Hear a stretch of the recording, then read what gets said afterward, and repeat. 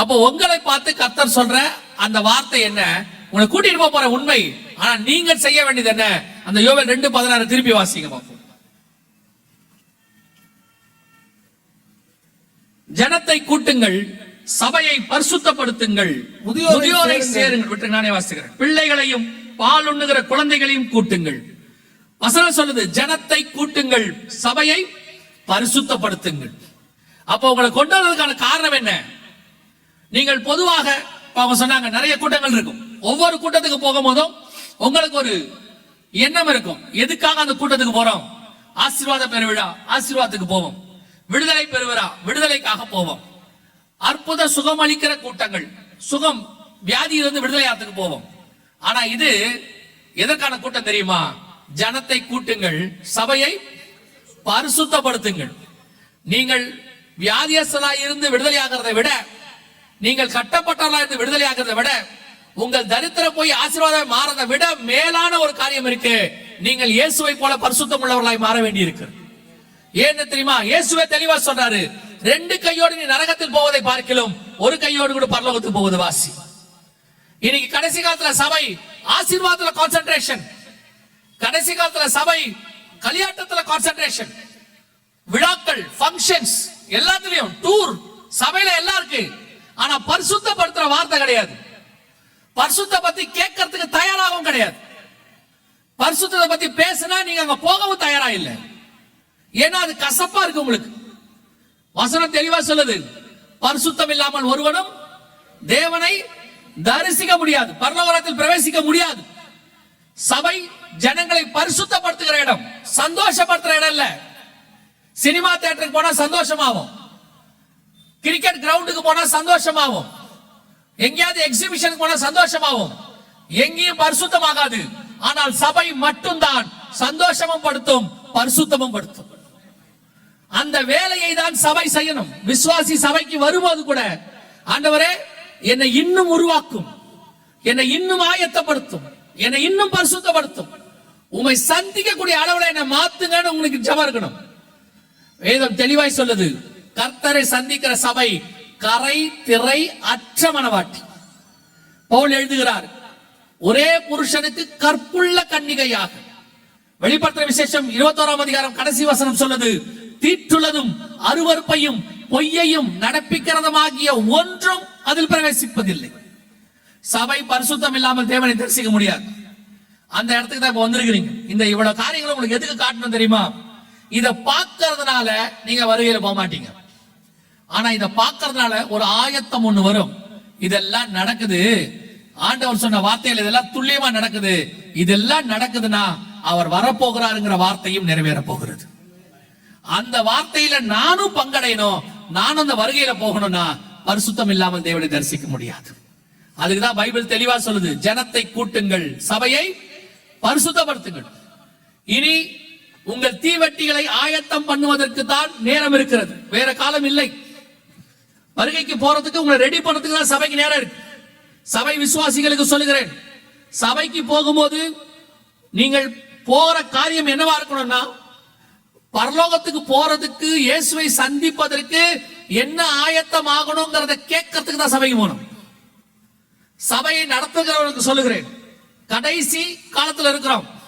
இன்னும் சபையை வியாபார ஸ்தலமாகவோ அல்லது ஜனங்களை ஏடிஎம் மிஷினாகவோ பயன்படுத்தாமல், எங்கிட்ட கொடுத்த ஆடு 50, 20, 100, 500 அதை மொத்தமாய் கொண்டு போய் நான் பரலோகத்தில் சேர்க்க வேண்டும். எங்கிட்ட கொடுத்ததுல ஒன்ன கூட நான் விற்றக்கூடாதுங்கிற எண்ணம் இருக்கணும். 100 ஆடு வைத்திருக்கிறவன் ஒன்று காணாமல் போனால் 99 ஓரிடத்தில் வைத்து அதை ஒன்றை தேடுவான். உங்களுக்கு அந்த எண்ணம் வரணும். என்ன நம்பி நீங்க கொடுத்திருக்கிறீங்க ஆண்டவரே, அதுல ஒன்றை கூட நான் தவற விட மாட்டேன். அந்த எண்ணம் வந்து ஒவ்வொரு நாளும் சபை ஆயத்தப்படணும். இனி வேற எதற்கான காலம் இல்லை. இதே யோவேல் புஸ்தகத்துலதான் சபை ஆரம்பிக்கிறத பத்தி ஆண்டவர் பேசினார். கடைசி நாட்களில் மாம்சமான யாவர் மேலும், அது இதே யோவேலுக்கு வெளிப்படுத்தப்பட்ட தீர்க்க தரிசனம்.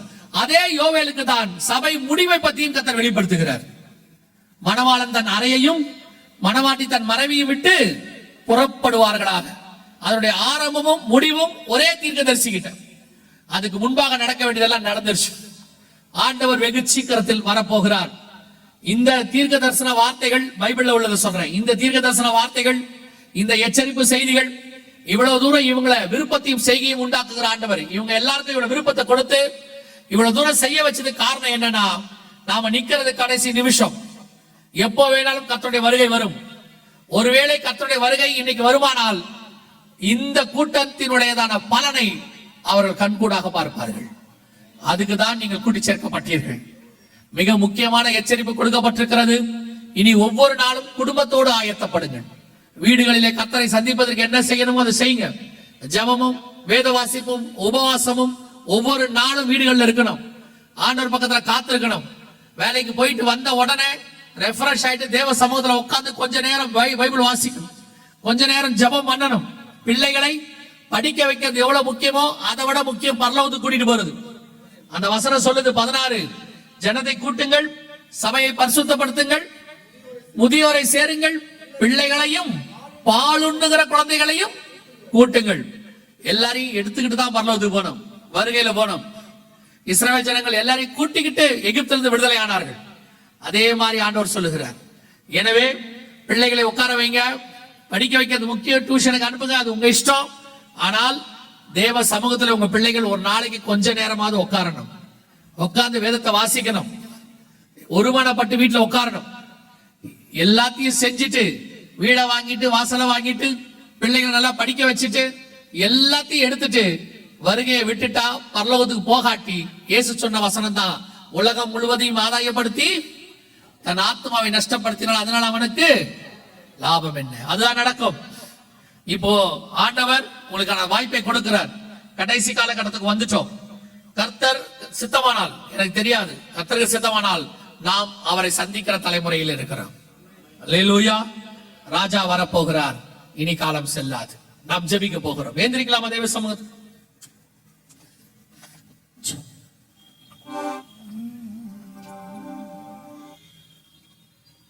எல்லாம் கண்களை மூடுவோம்.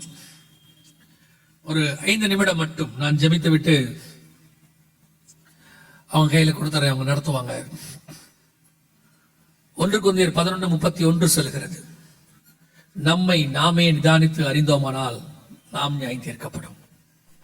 உங்களை ஆராய்ந்து பாருங்க, இந்த இயேசுவை சந்திக்கிற இடத்தில் நீங்க இருக்கிறீங்களான்னு பாருங்க. இயேசு கிறிஸ்து மேகத்தில் தோன்றுகிற காலம் சமீபமாயிற்று.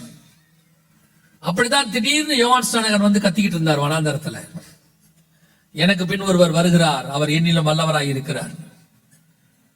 ஒரு பெரிய கூட்டம் அவருடைய வார்த்தையை நம்புச்சு, அவருக்கு பின்னாடி போச்சு, ஞானஸ்நானம் எடுத்துச்சு. இயேசு வந்து நின்றார், அவர்கள் அவருக்கு பின்னால் சென்றார்கள். அதே மாதிரிதான் இப்போ உங்களுக்கு ஒரு சத்தம் கொடுக்கப்படுது, இயேசு கிறிஸ்து வருகிற காலம் சமீபமாயிற்று. ஆண்டவர் சொன்ன எல்லா தீர்க்க தரிசனங்களும் நம் கண்களுக்கு முன்பாக நடந்துருச்சு. நம்ம காலகட்டத்துக்குரியது. ஓசியாவிலும் யோவேலிலும் சொன்ன காரியங்கள் எல்லாம் துல்லியமா நடக்குது. நீங்க உலகத்தில் நடக்கிற சம்பவங்கள், குழப்பங்கள், ஜனத்துக்கு விரோதமாய் ஜனம், ராஜ்யத்துக்கு விரோதமாய் ராஜ்யம், எல்லாம் உச்ச நிலைமையில இருக்கு. ஒரு ஆய்வறிக்கை சொல்லுது, கடந்த 50 வருஷத்துல இல்லாத அளவுக்கு உலகம் இன்னைக்கு பெரிய குழப்பத்துல இருக்கு. உலகம் மிகப்பெரியதான ஒரு மோசமான நிலைமையில இருக்கு, கலவரத்தில் இருக்கு. எப்ப வேணாலும் எது வேணாலும் நடக்கும். 50, 100, 70 வருஷமா இல்லாத அளவுக்கு இப்ப இருக்குதாமா. நாம அந்த காலத்து ஜனங்களா இருக்கிறோம். இவைகளுக்கு நடுவில் தான் கிறிஸ்துவின் வருகையும் சம்பவிக்கும். உங்களை ஒப்பு கொடுங்க தெய்வ சமூகத்துல. இயேசுவை சந்திப்பதற்கு என்ன செய்யணும்னு பாருங்க. உங்க ஆவி, ஆத்மா, சரீரம் கர்த்தருக்கு முன்பாக உண்மை உள்ளதா இருக்குதான்னு பாருங்க. உங்க குடும்பத்தை கொண்டுட்டு போயிடுவீங்களான்னு பாருங்க. உங்க குடும்பத்தை அத்தனை பேரும் வருகையில வந்துருவாங்களான்னு பாருங்க. முதல்ல அதுதான் முக்கியம். நோவா தன் குடும்பத்தை ரட்சிக்கும்படி பிழை உண்டு பண்ணினான். விசுவாசிகள் எல்லாம் முதல்ல உங்க குடும்பம் கர்த்தரை சந்திக்கிற இடத்துல இருக்குதா? அதுவும் வாலிப பிள்ளைகளை வச்சிருக்கிறவங்க பிள்ளைகளை கொண்டாந்து உட்கார வைங்க. ஜெபத்துல எப்பவும் போனோடய விடாதீங்க. தேவ சமூகத்துல உட்கார சொல்லுங்க, கொஞ்ச நேரம் உட்கார சொல்லுங்க, வேதத்தை எடுத்து வாசிங்க. கர்த்தர் கிருபையா கொடுத்த பிள்ளைகள் விட்டுட்டு போயிட்டீங்கன்னா ஆத்மா நரகத்துக்கு போயிடும். சபை மூப்பர்கள், சபை தலைவர்களுக்கு சொல்றேன், கர்த்தர் உங்ககிட்ட கொடுத்த ஆடுகளுக்கு கணக்கு கேட்கிற காலம் வந்திருக்கிறது. இதுவரைக்கும் எப்படி இருந்தீங்க தெரியாது. இனி அடுத்த சில காலங்கள் அவர் உங்களை வந்து சந்திக்கிற காலம். 5 தாலந்தையோ 2 தாலந்தையோ 1 தாலந்தையோ கொடுத்து விட்டு போனவர் மீண்டும் வாங்கும்படி வரப்போகிறார். அவர் கணக்கு கேட்கும் கர்த்தர். உங்ககிட்ட கொடுத்த ஆடுகளை மேய்ப்பதுக்கு தான் உங்களுக்கு தேவையான எல்லா வசதிகளையும் அவர் செய்து கொடுத்தார். உங்களை, உங்க குடும்பத்தை, உங்க பிள்ளைகளை எல்லாம் அவர் இத்தனை நாள் பாதுகாத்து கொண்டதுக்கு ஒரே ஒரு காரணம், அவருடைய மனவாட்டி சபையை உங்ககிட்ட நம்பி கொடுத்ததுக்கு. அதையும் வாங்கிட்டு சபையும் ஆயத்த பண்ணாம இருந்தா நிலைமை மிக மோசமாய் மாறும். உள்ளதை உள்ளதென்று சபைக்கு போதீங்க, சத்தியத்தை சொல்லுங்க. அவன் கேட்கிறது அவனுடைய வேலை. கேட்காவிட்டால் பரலோகம் பார்த்துக் கொள்ளும், நீங்கள் தப்பித்துக் கொள்வீர்கள். இன்னும் நீங்கள் மனுஷனை பிரியப்படுத்துகிறவனா இருந்தால் தேவனுக்கு ஊழியக்காரன் அல்ல என்று வேதம் சொல்லுகிறது. தகப்பன் இருதயத்தோடு அவங்களை கண்டிங்க. அவங்க பரவாயில்ல, வருத்தப்பட்டா பரவாயில்ல, பரலோகத்துல போகும்போது உங்களை நினைச்சு துதிப்பாங்க, உங்களை பத்தி சாட்சி சொல்லுவாங்க. கர்த்தர் எனக்கு நல்ல ஊழியக்காரனை கொடுத்தாருன்னு சொல்லுவாங்க. ஒப்பு குடும்பமா தேவ சமூகத்துல விசுவாசிகள் உங்கள் கரங்களை தேவனுக்கு நேராக உயர்த்தி, ஆண்டவரே என்னையும் என் குடும்பத்தையும் ரட்சிங்கப்பா. நாங்க வரும்போது போயிடணும் ஆண்டவரே. கைவிடப்பட்ட கூட்டத்தில் இருக்கவே கூடாதப்பா. சபை தலைவர்கள் உங்கள் கரங்களை உங்கள் சபைகளுக்கு நேராக உயர்த்தி, ஆண்டவரே என்னை நம்பி கொடுத்தவைகளில் ஒன்றை கூட நான் இழந்துடக்கூடாது. உங்களுக்கு முன்பாக நான் தலை குனிஞ்சு நிற்கவே கூடாது. என்னை பார்த்து நீங்க சொல்லணும், உண்மையும் உத்தமும் உள்ள ஊழியனே, எஜமானுடைய சந்தோஷத்துக்குள் பிரவேசி. ஒப்பு கொடுப்போமா? நல்ல தகப்பனே, சர்வ வல்லமை உள்ள எங்கள் ஆண்டவரே, இந்த கரங்களை உயர்த்தி செபிக்கிற ஒவ்வொருத்தருக்காக நாங்கள் செபிக்கிறோம். நீர் வரும்பொழுது இந்த கூட்டம் அப்படியே உடைய வருகையிலும் காணப்பட கிருபை பாராட்டும். நீர் கொண்டு வந்த நோக்கத்தை நிறைவேற்றுங்க. சொல்ல வேண்டிய சத்தியத்தை சொல்லி இருக்கிறீங்க.